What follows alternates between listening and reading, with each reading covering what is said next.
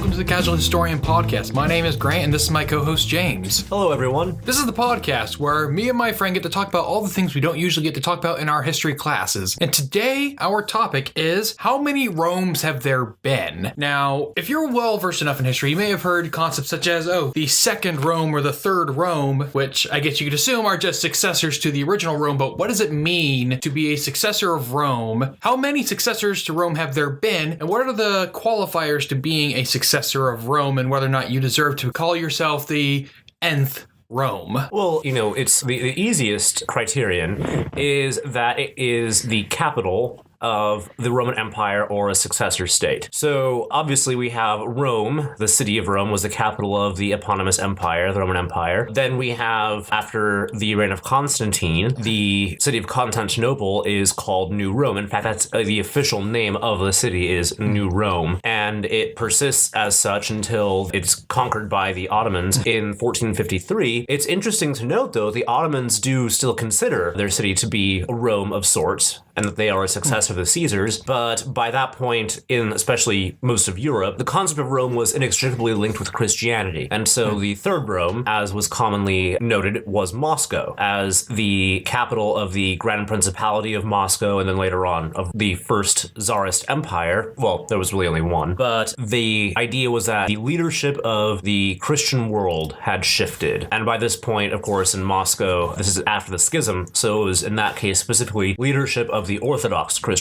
world. I find that restricting what can be considered a Rome to the Christian religion, I think, is a bit ignoring of greater Roman history. The fact that the first and original Rome was pagan. It was pagan for a very long time. It was, in fact, only Christian for a short while it was actually Rome itself. So I'm thinking the Ottomans do have, I think, almost a stronger claim to the title of being a Rome than Russia does, because I believe when Russia declared itself to be Rome, which Tsar was it? Ivan the Terrible, or which? It was actually Ivan the Great. Ivan the Great. Who first? Well, Ivan the Great, I believe, correct me if I'm mistaken, but I believe his claim to the title of, Third Rome and taking the title of Tsar or Caesar was that he married the last daughter of the last Byzantine emperor. That was part of it, yes. But later on, the concept was strengthened by the creation of the independent Russian Patriarchate. Prior to that point, the Russian Church was under the jurisdiction of the Patriarch of Constantinople. After the independence of the Russian Patriarchate, it was now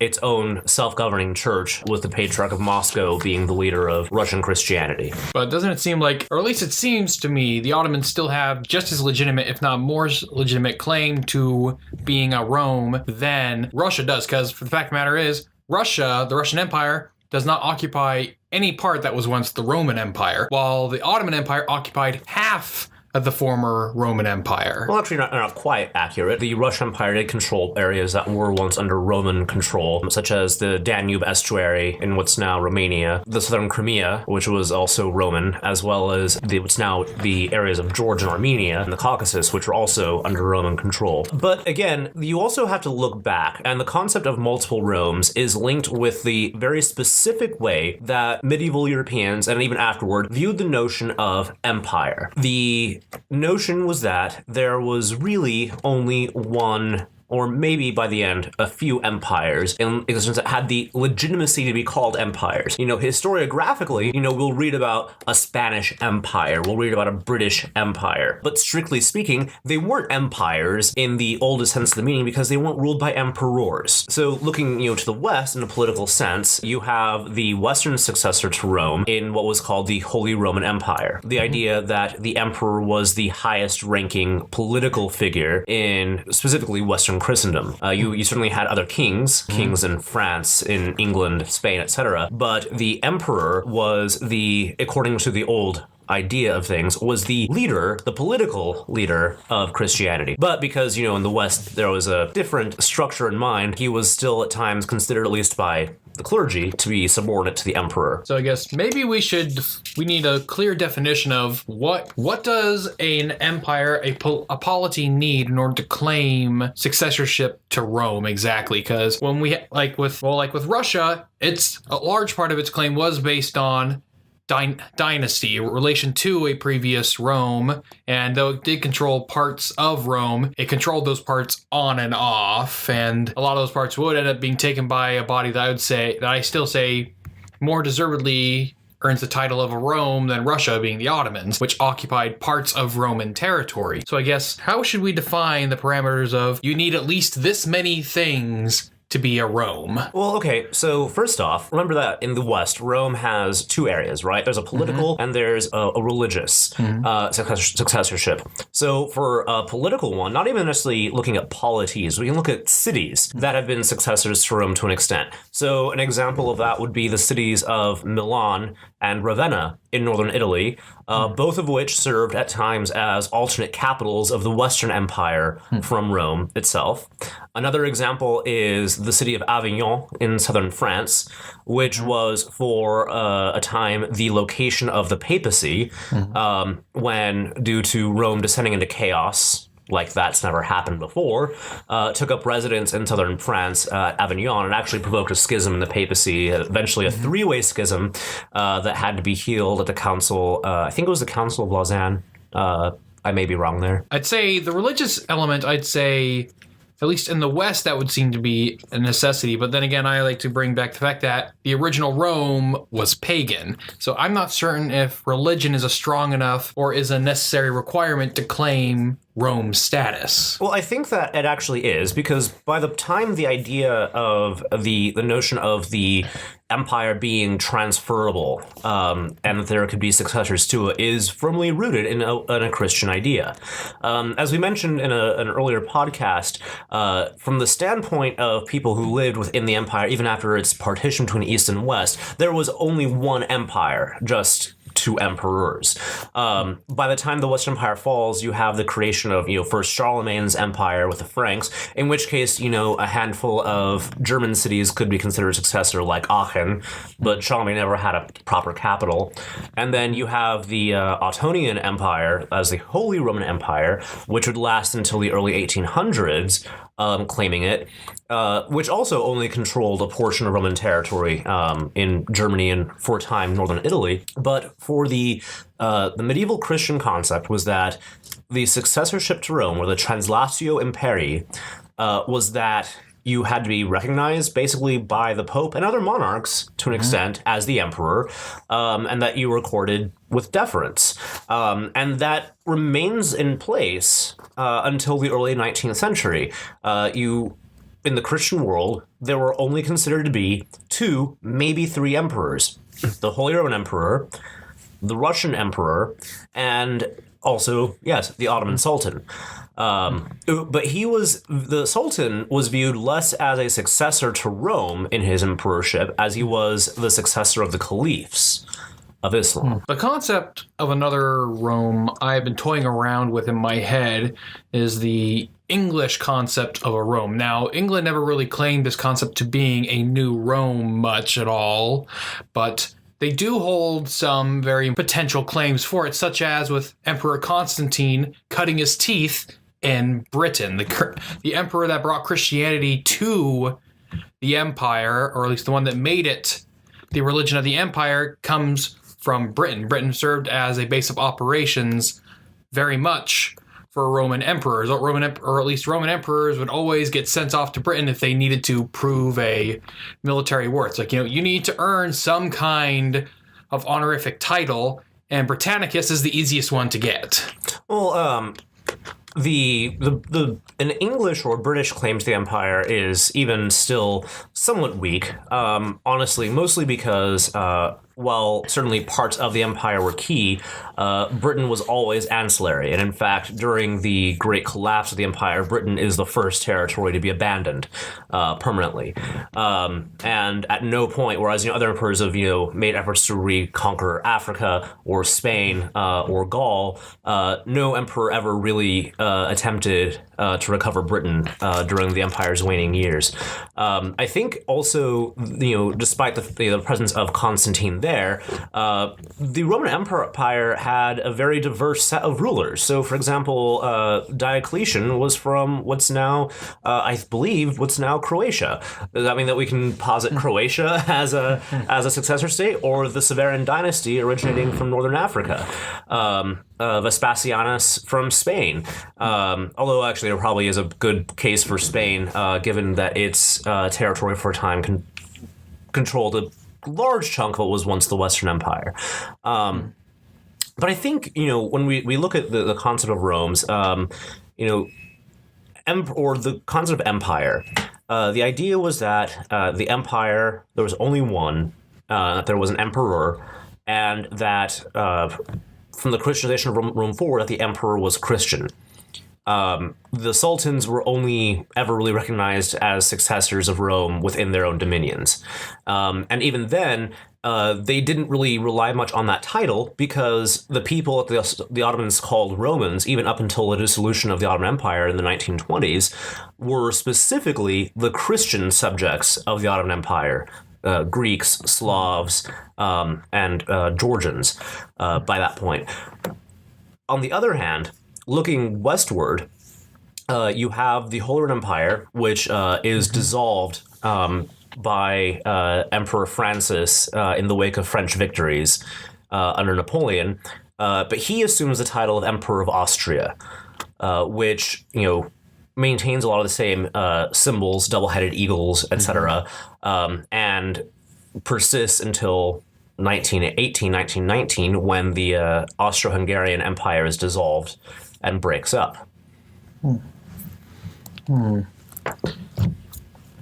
Interesting. The most of the reason I was playing around with this idea of the Anglo-Roman connection, Britain's claim to Rome, is mostly in my head thinking, could America claim to be the fourth Rome? No.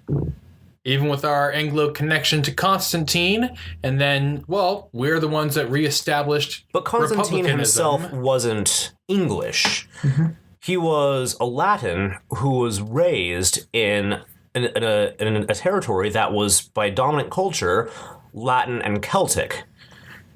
The England we're succeeded from is an England that was Anglo-Saxon and ruled by Normans.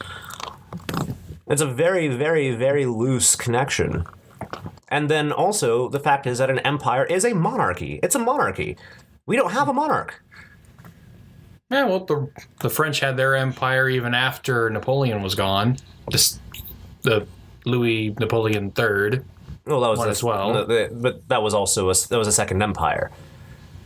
Yes, and they still claimed an empire even after they became a republic again. Well, they had a colonial empire, but they did not consider themselves to be an empire. Or the fact that the first Rome built an empire before it had emperors. Yes. Well, no. Don't forget that the title emperor, which comes from Latin imperator, literally simply means commander. And it wasn't until Octavian that the idea of it being a central monolithic figure with both political and military power came into being. There were emperors or imperators before Octavian. He was the first one to claim it in a singular fashion and for it to carry both military and political weight. I'm going to keep calling America the fourth Rome because I know this is a podcast and you can't see it, but I'm raising a particular finger. No, I don't even think that. Calling America the fourth Rome is very sketchy because there has to be a succession. Moscow claims to be the third Rome, but via succession from Constantinople. Where's America's link? Neither London nor York nor Canterbury have ever claimed to be a Rome. Canterbury has the best case, by the way, as it's the center of the Church of England. And what city would it be that inherits it? And also you're leaving out Vienna, which has by far a better claim to be a Rome than any American city. I would say America would inherit the title of Rome more from a kind of, for lack of less hippie-sounding words, a spirit of Rome, considering that we reestablished republicanism on the world scale, the style of government that Rome is most famous for before, people decided, hey, I can be in charge for life. Let's not, give Rome too much credit about republicanism, because the Roman Republic was an oligarchic republic, not a democratic one. And if we want to talk about great republics that mattered on the world stage, well, the one that actually made a bigger mark on the world stage before we did would be the French Republic, the first one. Not us. And that'll be a subject for another podcast. But when was France a republic before the United States? I didn't say that France was a republic before us. I'd say that France's impact on the global stage was made before us. Yes. The independence of obscure Atlantic colonies mattered far less than a republic that shook up the entirety of Europe for 20 years. Well, we will get further into that discussion a few weeks from now, but I guess let's wrap up this question of how many Romes have there been, and let's just sort of count them out, the people who have the strongest legitimate claims to Romanship. Okay, so obviously the city of Rome itself, and I'm going to cast as broad a net as possible here. Constantinople, the capital of the Eastern Empire, and also officially titled New Rome. Moscow, the capital of the Russian Empire, as well as the center of the Russian Orthodox Church. And those are the three commonly cited ones. And now we get to others. The cities of Milan and Ravenna in northern Italy as other Western capitals. The city of Nicaea or Nicaea in northern Turkey, which was an alternate capital for the Eastern Empire. Avignon as the center of the papacy during its exile from Rome. The city of Vienna as the capital of the Austrian Empire and before that the Habsburg dominions. The city of Frankfurt and the city of Regensburg in Germany, as well as Aachen. Aachen being one of Charlemagne's capitals. Regensburg and Frankfurt being the seats of important organs of the Holy Roman Empire. And just to be nice, I'll be nice, quote unquote, I will include Paris and Berlin on my list. I understand the Paris connection from the, I believe, 3rd century, the chaos of the 3rd century AD, when the empire basically split into three. Paris, I believe, was the capital of the Frankish or Gaulish Empire, which was that not what you're counting? No, I'm not counting it for that. The capital of Gaul during the Christ 3rd century, the Western Gaulish Empire, I believe, was centered at Lyon. Well, I guess I might make Lyon a contender, but we'll leave that aside. No, Paris, because of the Napoleon, and we haven't talked much about him, Napoleon actually did see himself as a successor to Rome to an extent, in that he wanted a legalistic republic that became an empire to be the norm. You look at the other empires at the time, in Turkey, in Russia, and Austria, they're all despotic. There's no concept of limitation. Napoleon would eventually start to chafe under that as well. But the idea was that there would be a written law that would govern how the empire worked, which was a Roman concept. And Berlin, of course, I'm including because Berlin was the capital of the unified German Empire from the 1870s, with its ruler, a Kaiser, which is German for Caesar. Yes. All right, so I guess, unfortunately, I lost count of how many Romes that was, so I'll let the audience. Like 10 or so. I don't know. We'll let you guys count the number of cities mentioned and tell us how many Romes there are if there's anybody listening. All right then, this has been the Casual Historian Podcast. If you enjoyed this episode, then give us a rating and a review on iTunes. You can also find this podcast on the Casual Historian YouTube channel. And you can follow the Casual Historian on Facebook and Twitter. And go to casualhistorian.com for more content like this. You can email any comments, questions, or business inquiries to casualhistorian@gmail.com. Thanks for listening.